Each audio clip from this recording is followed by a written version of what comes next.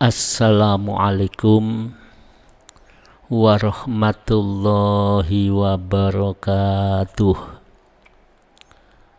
Bismillahirrahmanirrahim. Alhamdulillahilladzi atana bil wahidiyati bi fadli rabbina. Walhamdulillahi sholatu wassalam alaika wal ali ya khairul anam. Rabbun karim wa anta dzu khulqin azim. Fashfa'lana indal karim. Ya ayyuhal ghausu salamullah alaika rabbini bi idznillah. Wanzur ilayya sayyidi binadroh musilatil lil hadratil aliyah, amma ba'du. Hadratal mukarramin, Majelis Tahkim Pusat Penyiar Sholawat Wahidian Jombang, kepada Dewan Pimpinan Pusat dan jajarannya yang saya taati, saya muliakan, pendengar, pemirsa di rumah yang saya muliakan. Alhamdulillah, pada kesempatan ini kita masih diberi taufik hidayah oleh Allah Subhanahu wa ta'ala untuk melaksanakan programnya Allah Subhanahu wa ta'ala, di mana program itu adalah program agung untuk keselamatan manusia, yaitu dengan datangnya bulan Ramadan. Kita sudah masuk di bulan Ramadan, sudah hari keberapa ini? Ya alhamdulillah, Ramadan ini merupakan bentuk kasih sayang Allah kepada orang-orang yang beriman. Karena dengan Ramadan itulah manusia akan diselamatkan oleh Allah Subhanahu wa ta'ala, akan dimuliakan oleh Allah. Karena dengan Ramadan ini akan mencetak generasi-generasi manusia-manusia yang muttaqin. Artinya dengan Ramadan kita beribadah di dalamnya, berpuasa, sholat rawih, dan lain-lainnya. Ini adalah bentuk kasih sayang Allah untuk menyelamatkan manusia fid dini wad dunya wal akhirah. Karena apa? Karena Ramadan ini Allah memberikan suatu reward, la'allakum tattaqun, agar kita ini betul-betul menjadi orang bertakwa. Karena takwa inilah yang mengantarkan manusia akan menjadi manusia yang sejati, yang kamilah, manusia yang baik lahir maupun batin, manusia yang berakhlak dan beradab. Karena dengan takwa inilah manusia akan menjadi mulia, akan menjadi selamat, akan menjadi manusia yang beradab. Tapi marilah kita koreksi, karena hasibu anfusakum qabla an tuhassabu, di mana kita harus mengevaluasi diri. Evaluasilah dirimu, koreksilah dirimu qabla an tuhassabu, sebelum kita dikoreksi oleh Allah Subhanahu wa ta'ala. Apa jadinya kalau kita ini tiap tahun berapa puluh kali melaksanakan Ramadan? Sudah berapa puluh kali Ramadan kita lakukan, kita laksanakan. Padahal Ramadan itu untuk mencetak manusia generasi yang muttaqin, generasi yang selamat. Mari kita koreksi, kita nilai diri kita. Berapa puluh kali kita melaksanakan Ramadan? Apakah sudah betul-betul muttaqin? Apakah di dalam jiwa kita ini adakah takwa Allah? Inilah yang perlu kita koreksi. Sehingga takwa bukan hanya sekedar slogan belaka, tapi takwa merupakan bentuk praktek amalia yang sangat dicintai oleh Allah Subhanahu wa Ta'ala. Kita koreksi. Tentunya dengan Ramadan yang kita lakukan, yang kita amalkan, yang di dalamnya kita beribadah kepada Allah, bahkan berpuluh-puluh kali, bahkan pada saat ini pun kita melaksanakan ibadah puasa di bulan Ramadan. Tentunya kita ini akan menjadi orang mulia. Orang mulia di sisi Allah. Orang mulia yang dicintai oleh Allah. Tentunya begitu. Tapi kalau kita koreksi bagaimana, Ma'asyiral hadirin? Benarkah kita mulia? Karena kemuliaan itu bukan dari kepandaian kita, bukan dari ilmu kita. Kemuliaan kita yang diberikan oleh Allah bukan karena ibadah itu, tidak.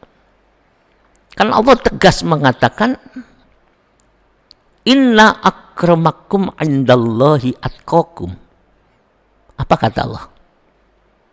Sesungguhnya yang paling mulia di sisi Allah bukan karena pandai, bukan alim, bukan karena ibadah. Iblis ahli ibadah, iblis alim, tapi tidak dimuliakan oleh Allah, dilaknat. Artinya apa? Artinya yang diangkat derajatnya, dicintai oleh Allah, itu bukan karena ilmu dan ibadahnya, tapi karena takwa Allah, takwanya. Oleh karena silakan kita ini beribadah, mengikuti sunnah Rasul, Rasul, tapi ibadah yang bertakwa Allah. Silakan kita berpuasa, memiliki ilmu yang tinggi, tapi bernilai takwa Allah. Jangan sampai kalau kita ini melakukan ibadah yang takwa Allah, artinya ibadah hanya karena melaksanakan perintahnya Allah. Karena lillah. Selain lillah ya billah. Tidak pernah mengaku. Selain lillah, tertuju fokus hanya kepada Allah. Tidak kemana-mana, hanya kepada Allah. Dan menyadari bahwa itu pemberian Allah.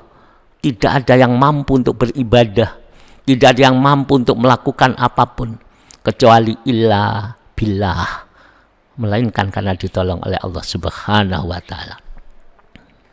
Kita lihat diri kita, hasibu anfusakum qabla an tuhasabu. Kita tengok diri kita. Jangan-jangan kita hanya ngerti lillah. Itu hanya di akal saja, hanya di pikiran saja. Jangan-jangan kita ngerti billah, tapi hanya di otak saja. Belum sampai ke dalam jiwa yang paling dalam. Karena takwa itu ditaruh oleh Allah di dalam kolbun, dalam jiwa. Ingat, takwa Allah itu ada di hati. At-taqwa hahuna, itu Rasul mengatakan sambil menunjuk dadanya 3 kali. At-taqwa hahuna, takwa itu di sini sambil menunjuk. Sekarang secara logika, karena takwa Allah itu pemberian Allah yang suci dan hanya ditaruh oleh Allah di dalam hati, di dalam dada. Logika, apa mungkin kita bertakwa kepada Allah Subhanahu wa Ta'ala sedangkan hati kita ini masih kotor? Hati kita masih ada anania, keaku-akuan. Hati kita masih tidak lunak, pembenci. Hati kita adalah jahat. Ghibah menjadi makanan nutrisi utama hati kita. Ghibah, ngerasani, bahkan menfitnah, bahkan sangka-sangka jelek. Koreksilah ma'asyiral hadirin bersama Al-Fakir. Jangan-jangan kita puasa puluhan Ramadan kita lakukan sampai hari ini. Mengapa takwa tidak sampai ke dalam hati? Kemuliaan itu tidak kunjung di dalam jiwa. Kesimpulannya, takwa tidak akan masuk ke dalam hati jiwa yang kotor. At-taqwa hahuna, maka jiwa yang kotor, hati yang penuh najis tidak akan ditaruh oleh Allah fadl berupa takwa Allah itu. Kita bagaimana? Kita koreksi. Orang yang takwa ibadahnya fokus kepada Allah. Ibadah yang karena Allah, ini ibadah yang murni. Wa ma umiru illa liya'budullaha mukhlishina lahuddin. Murni kepada Allah. Kalau kita tidak murni kepada Allah, mungkin ibadah kita itu hanya pencitraan belaka. Karena Allah pencitraan supaya dilihat orang. Supaya begini, supaya begitu. Pokok tidak lillah. Hati tidak ada fokus lillah kepada Allah. Walaupun akal lesan mengatakan aku lillah, sesungguhnya ibadah itu masih pencitraan. Pahamkah dengan pencitraan? Supaya dilihat orang, supaya dianggap lillah, supaya dianggap orang baik. Itu pencitraan. Pokok kalau lillah tidak sampai masuk ke dalam hati, takwa itu tidak ada di dalam hati. Takwanya ini adalah pencitraan, hanya logo, slogan belaka. Bagaimana dengan diri kita? Ramadan, berpuluh-puluh kali Ramadan kita lakukan.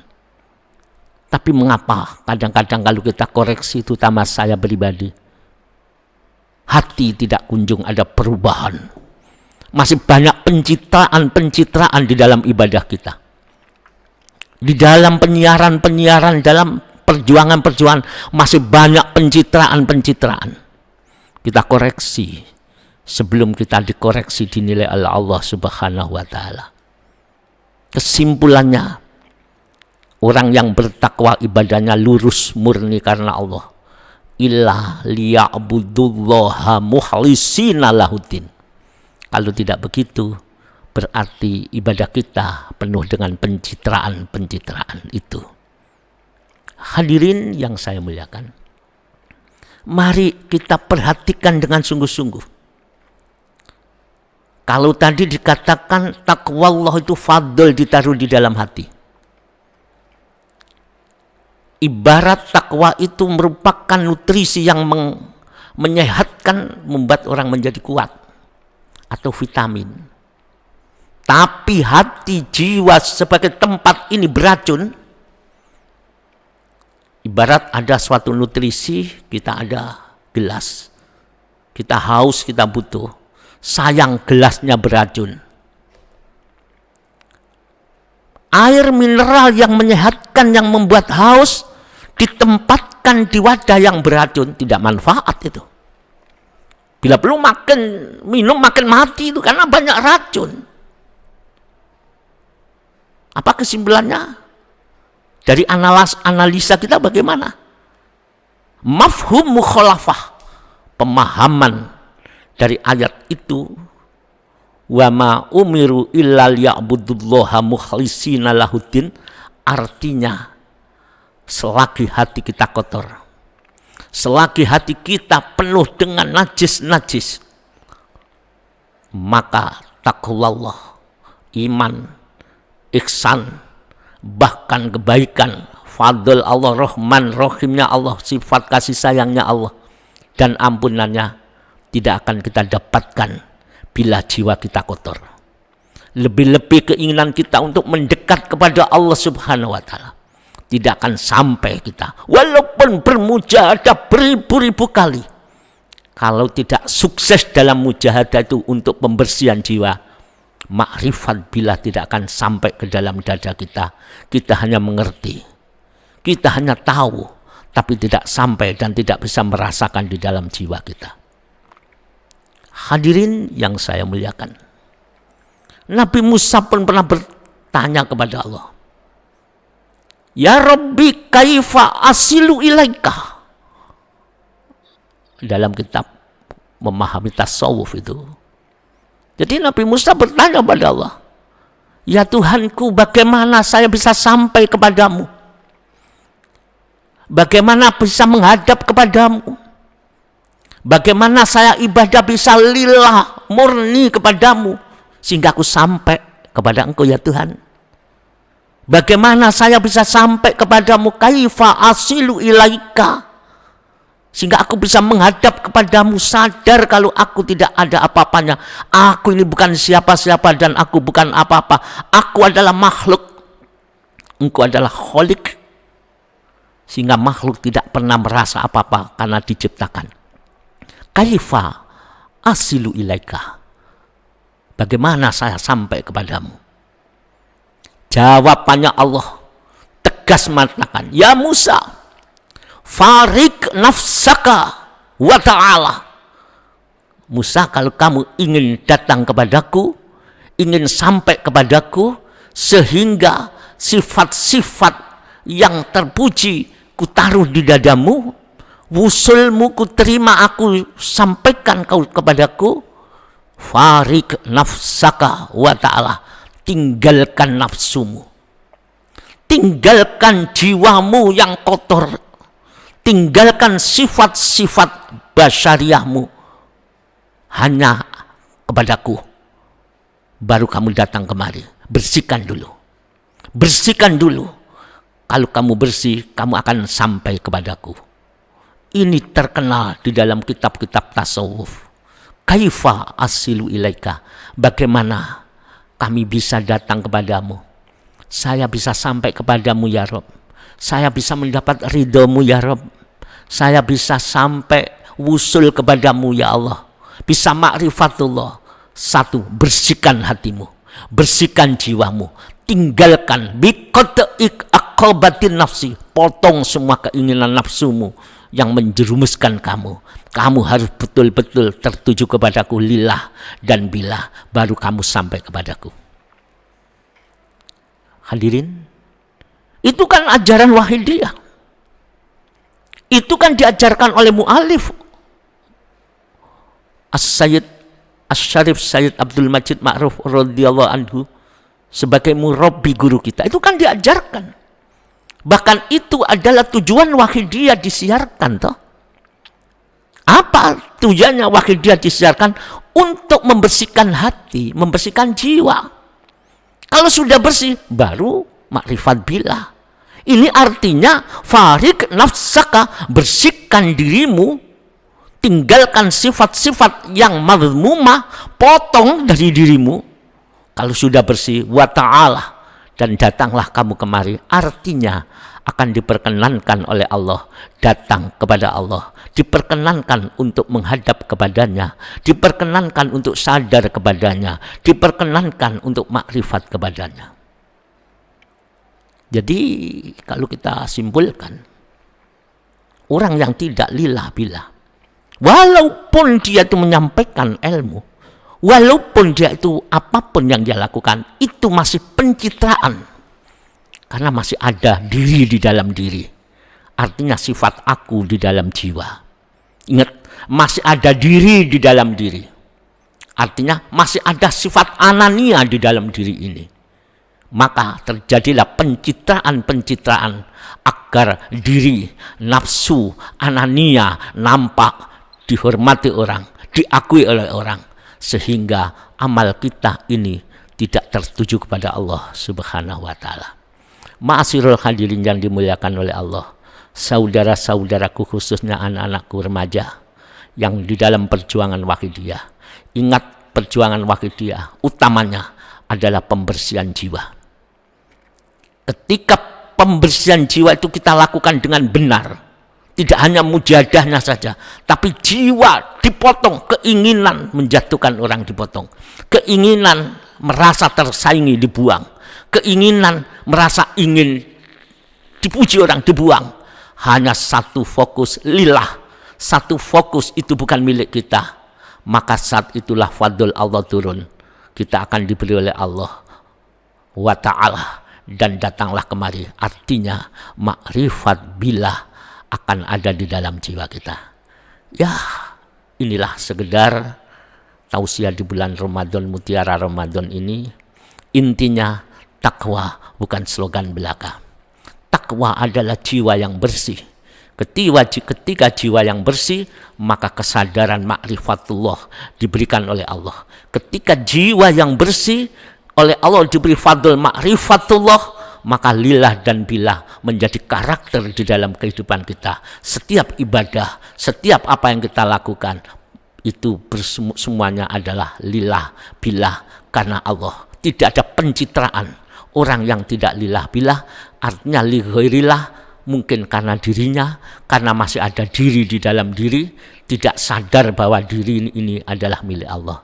Semoga Allah menjauhkan kita dari pencitraan-pencitraan, keinginan-keinginan yang menjerumuskan kita. Ingat, Nabi Musa dicintai Allah karena beliau itu mampu meninggalkan dirinya, meninggalkan nafsunya, menghapus kotoran-kotoran jiwa. Oke? Semoga diridhai oleh Allah kita bisa bertemu kembali. Mujahadah yang sungguh-sungguh, bukan hanya wiridnya yang mujahadah, tapi batinnya untuk mendapat warid, yaitu fadl dari Allah Subhanahu wa Ta'ala.